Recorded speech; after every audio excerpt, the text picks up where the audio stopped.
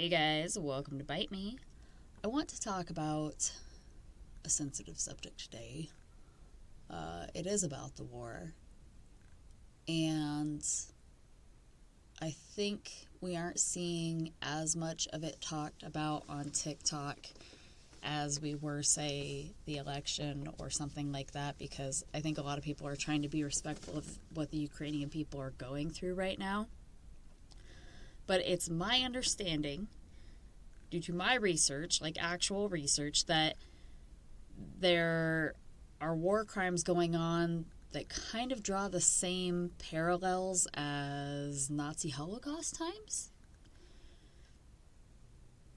And my partner Eric and I were discussing it, and he's like, well, is it Putin directing these atrocities to happen, or is it just the soldiers independently?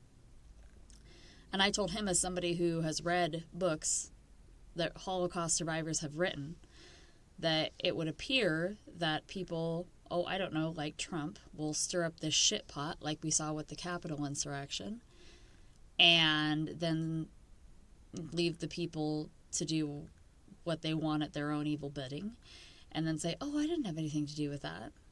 And I think that that's what we're seeing here. There's stories all over the place of Russian soldiers holding torture chambers and branding people with Nazi symbols and raping girls as young as 10 and pillaging the villages and running over pedestrians with tanks. Please don't tell me that that is not like Holocaust times. I'm pretty sure if we were sitting here with any Holocaust survivors, they would say, yes, this is reminiscent of a time before. And people always want to say, like, that couldn't happen to the United States. And maybe it couldn't. Like, who wants to attack the United States? But isn't it just, it's insane to me that it's happening anywhere in 2022. Can you imagine that's your village and you couldn't get out for whatever reason? Maybe you don't have the resources. Maybe you're disabled. And then that happens. And there's no way to really protect yourself. Like, the Ukrainian citizens tried to fight back. And then you have these Russian soldiers who are just given free rein with weaponry and tanks and things of that nature to do what they wish.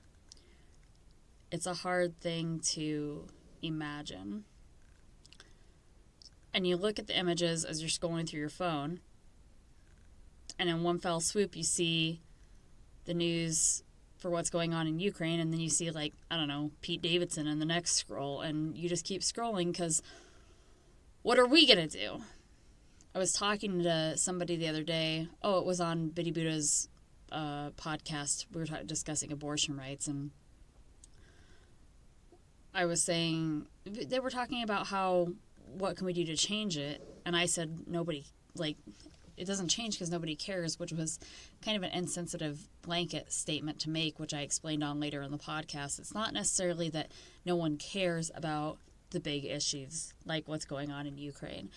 It's that we can't care because there's nothing we can do about it. The wealth gap is so intense that what are we supposed to do about it as citizens who are having our own trouble affording our own lives?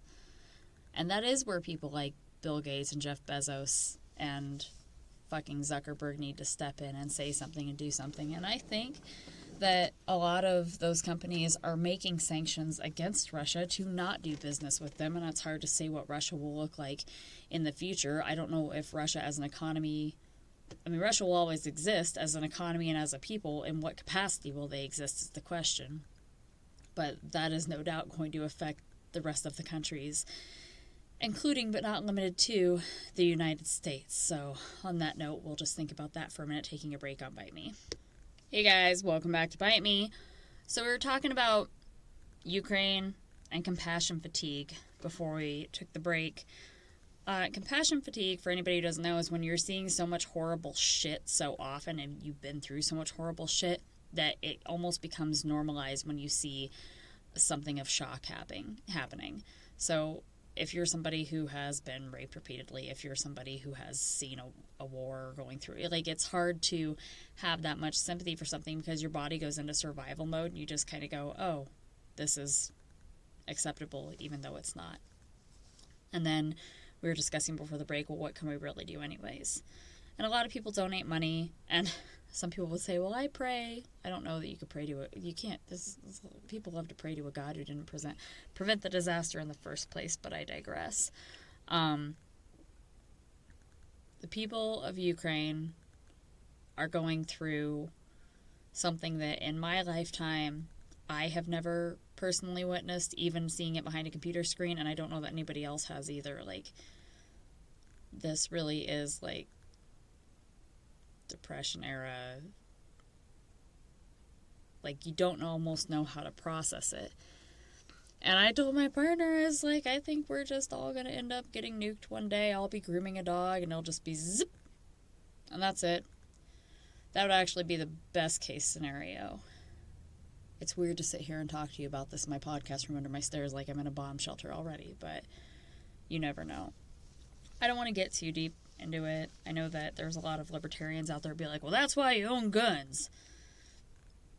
But I do think it's a shame that the world has come to this, where you have, like, please, somebody, like, Putin just needs to, like, be taken away. Now, I don't know how he's been protected thus far with those kinds of war crimes going on. Again, it's 2022.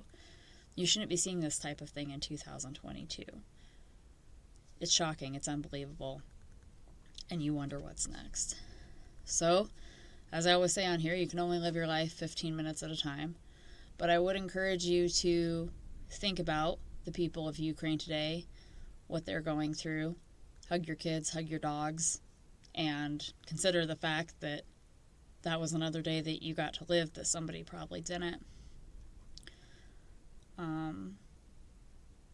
It's probably the one time that I would say you can appreciate your American freedom. Not to get super patriotic about it. I'm not one to celebrate America. But I do feel just really horrified by the things that we're seeing going on over there. And I think it's important just to acknowledge that as a people. So, we stand with you, Ukraine. Yeah, that's it for today on Bite Me.